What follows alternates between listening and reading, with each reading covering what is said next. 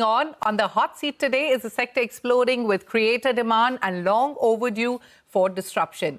Music licensing platform Hoopr has opened its pre-Series A round at 160 crore rupee valuation, marking a 2x jump, backed by Inflection Point Ventures with 300% revenue growth this year, a fast-scaling AI-led product stack, and a catalogue spanning Bollywood, regional and global music. Hoopr is betting big on building a world-class music licensing ecosystem from India for the world. Joining me now is Gaurav Dagaonkar, co-founder and CEO of Hoopr. Gaurav, welcome to Startup Street. Hoopr today services 30,000 plus creators and 180 plus B2B clients and has grown over 4x since inception and, like I mentioned, 300% this year. What have been the key growth levers and where are you seeing the strongest demand? Brands, agencies or digital-first creators? Thank you so much, first of all, for having me on Startup Street. You're right. India has witnessed a massive boom in content creation and especially in the realm of commercial videos. So today, apart from individuals who are influencers, we're also seeing brands make about 5 to sometimes even 50 videos a day, and MNCs making about 10 to 20,000 videos a year. Now, what happened historically was that when you needed to create a commercial video, you needed a music license from a label, a publisher, and a copyright society. We recognize this gap and we've built a marketplace where labels and artists can list their music and can download a license and use it without any legal hassles.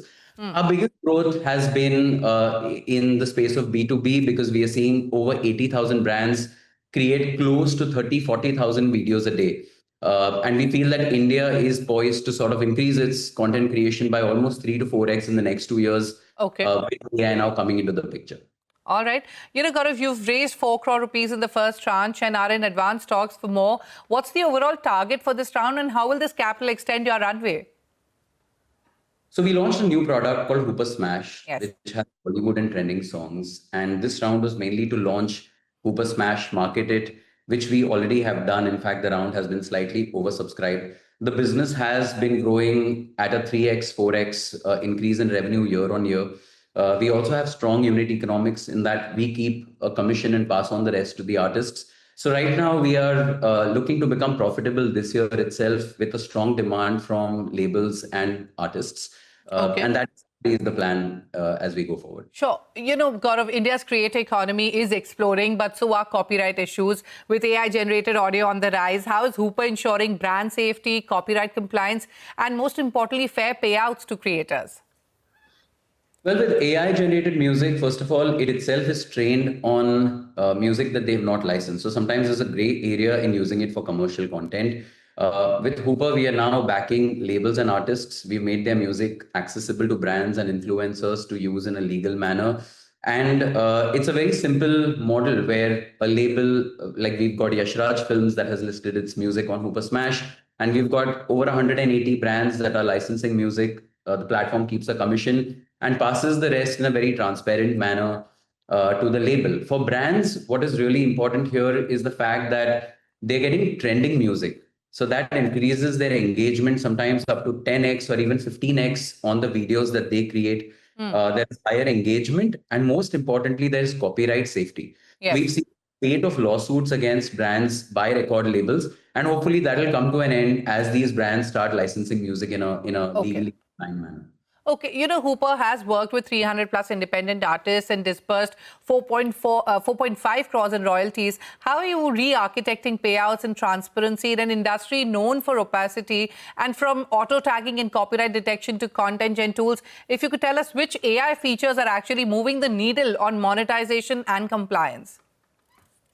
Sure. Before starting Hoopr, after I graduated from IIM Ahmedabad, I was an artist for a for a good period of time. And empirically, it's been one of the most opaque industries.